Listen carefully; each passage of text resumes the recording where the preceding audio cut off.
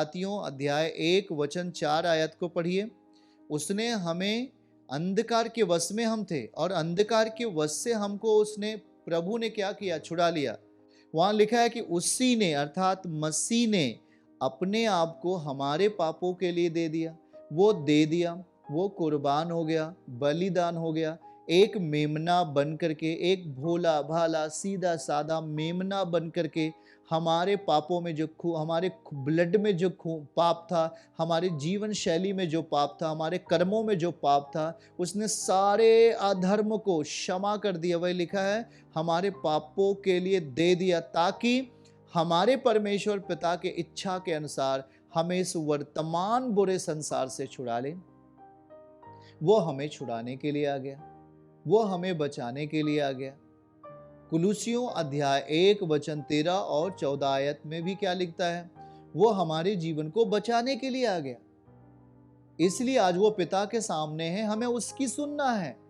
पिता कहता है इसकी सुनो, क्योंकि जब इसकी सुनेंगे तो कुलुसियों अध्याय 1 वचन 13 और 14 आयत पूरा होगा। फट से लिखा है कि उसी ने हमें अंधकार के वश से छुड़ाकर, देखो पैसा बहुत था पर हम अंधकार में थे, जमीन जायदाद आपके पास बहुत था पर हम अंधकार में थे, आपके पास अन्य बहुत ज्यादा था, धन दौलत थी, नौकरी था, बिजनेस था, व्यवसाय था, लेकिन हम अंधकार के वश में ही पड़े हुए थे।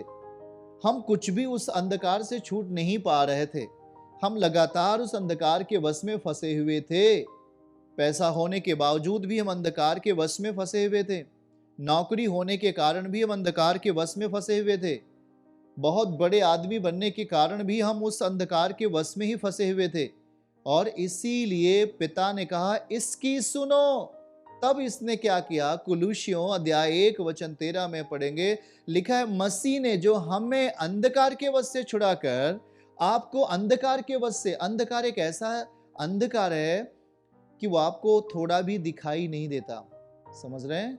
अंधकार एक होता है शाम हो जाना, जब शाम हो जाती है, यहीं पे रोके रहेंगे, जब शाम हो जाती है तो हमें कुछ न कुछ दिखाई देता रहता है। शाम हो जाती है, सांझ हो जाती है, हम देख सकते हैं उसमें, लेकिन जब अंधकार होता है तो कुछ भी दिखाई नहीं पड़ता। शायद आप अपने हाथों को उठाकर देखोगे तो आपका हाथ भी दिखाई नहीं देगा, आपका पैर भी उस अंधकार में दिखाई नहीं देता। तो इतना बड़ा अंधकार जब मनुष्य के जीवन में होता है तो वो मनुष्य कितना भी शक्तिशाली क्यों ना हो, कितना भी उसके पास खेती बाड़ी क्यों ना हो, उसके पास धन संपत्ति क्यों ना हो, लेकिन वो अंधकार से जकड़ा हुआ अगर व्यक्ति है तो उसकी जिंदगी में शांति नहीं होगी। पहला, उसकी जिंदगी में व्यर्थता होगी, उलझन भरा जीवन होगा, एक ऐसा जीवन उसके अंदर होगा कि वो कुछ कह भी न सकेगा और मरता ही रहेगा। इसीलिए लिखा प्रभु ने, इसीलिए लिखा यहां पर कि मसीह ने हमें अंधकार के वश से छुड़ाकर, घोर अंधकार जिसमें हम अपने आप को भी नहीं देख पाते थे, इतना अंधकार छाया हुआ था, ऐसा अंधकार, इस अंधकार के वश से छुड़ा करके अपने प्रिय पुत्र के राज्य में प्रवेश कराया। प्रिय पुत्र के राज्य में जो उजियाला है, जो प्रकाशमान है, जो प्रकाश है। और फिर वहां पर पढ़ेंगे जिसने हमें छुटकारा दिया, अर्थात कैसा छुटकारा, पापों की क्षमा का छुटकारा दिया। पापों की क्षमा, पाप एक अंधकार है, इंसानों को काट डालता है, इंसानों को मार देता है, इंसानों को बुरे हालातों में छोड़ देता है, उन्हें गरीबी की हालातों में लेके चला जाता है, उन्हें नशे की हालत में लेके चला जाता है, उन्हें व्यभिचार की हालत में लेके चला जाता है, उन्हें लड़ाई झगड़े तमाम ऐसी कठिनाइयों की परिस्थिति में उन्हें लेके चला जाता है। यह पाप का एक स्वभाव है और यही पाप एक घोर अंधकार है कि हम अपने आप को भी पहचान नहीं पाते, हम कौन हैं, क्या हैं। हम पाप से उस घोर अंधकार के वश में होकर के इस संसार में जीते रहते हैं। वहां हमारे लिए कोई प्रकाश नहीं होता, वहां हमारे लिए कोई उजियाला नहीं होता। जब हम पुत्र की सुनेंगे तब पुत्र हमें क्या करेगा, पुत्र हमें कौन सी जगह देगा। तो यूहन्ना 8 वचन 12 में लिखा कि मैं जगत की ज्योति हूं, यह आपका प्रकाश होगा।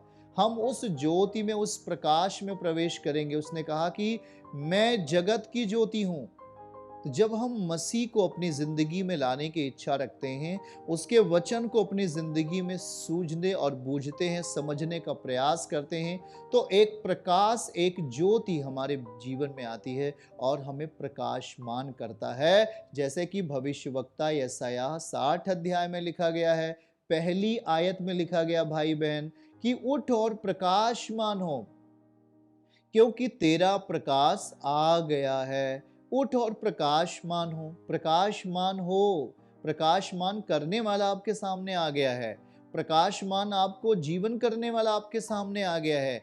आप उठो, आप तैयारी करो, आप अपने मन की तैयारी करो और धन्यवाद के साथ उसके सामने खड़े हो जाओ, उसके घुटनों पे उसके सम्मुख आ जाओ, अपने संतानों को लेकर, अपने बच्चों को लेकर, पति पत्नी एक साथ, पूरे परिवार के साथ उसकी महिमा करने के लिए प्रभु कहता है उठ और प्रकाशमान हो, क्योंकि प्रकाशमान करने वाला आपके सामने आ गया है, क्योंकि तेरा प्रकाश आ गया है। मसीह उस स्वर्गीय स्थानों को छोड़कर धरती पे आ गया है।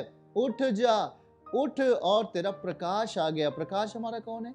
मसीह हमारा प्रकाश है, जो आपके जिंदगी से गंदगियों को दूर करता है। और फिर लिखा है कि यहोवा का तेज, मतलब यीशु मसीह मेरे ऊपर उदय हुआ है। परमेश्वर का तेज कौन है? यहोवा का तेज प्रभु यीशु मसीह ही है। वो हमारे जीवन में उदय हो गया है। अब हमारे जीवन में यदि प्रकाश आ गया है तो घोर अंधकार की कोई जगह नहीं। अब हम जब चलेंगे तो ठोकर नहीं खाएंगे।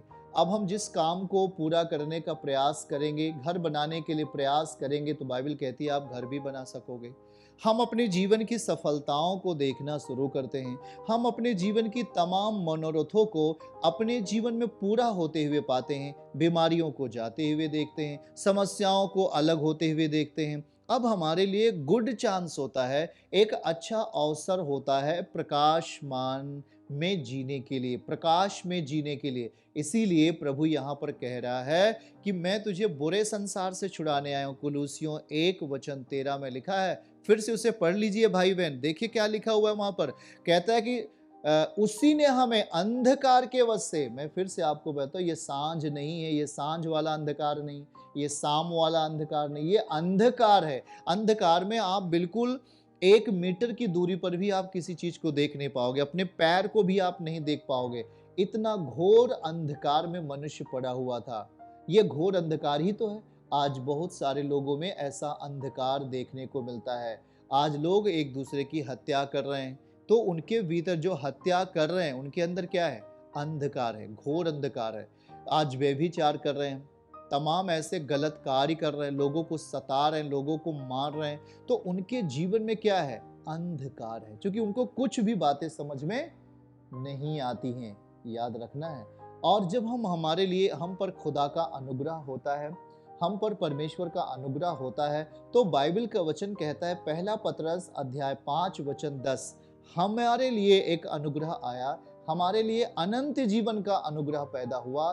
फिर कहता है कि अब परमेश्वर जो सारे अनुग्रह का दाता है, वो धन देने में अनुग्रह पूर्ण है, अच्छा स्वास्थ्य देने में अनुग्रह पूर्ण है, आपको जीवन देने में अनुग्रह पूर्ण है, आपके नौकरी, आपके व्यवसाय, आपके जीवन शैली को ठीक करने में वो अनुग्रह से भरा हुआ प्रभु है। वही लिखा है कि सारे अनुग्रह का दाता है, जिसने तुम्हें मसीह में अपनी अनंत महिमा के लिए बुला लिया। अब आप अनंत महिमा में जाने वाले हो। हम सब अनंत महिमा के लिए तैयार हो रहे हैं। इस धरती पर पैदा होना, मर जाना केवल नहीं है, परंतु हमें प्रभु अनंत महिमा के लिए बुला लिया है। तुम्हारे थोड़ी देर दुख उठाने के बाद, शायद अभी हम एक साथ नहीं मिल पाते हैं तो थोड़ा दुख तो होगा, लेकिन हाँ, ये थोड़ी देर दुख उठाने के बाद प्रभु कहता है कि मैं तुझे सिद्ध करूंगा, परफेक्शन देगा, पूर्णता देगा, संपूर्णता आपके लिए देगा और स्थिर करेगा हमें और हमें बलवंत करेगा।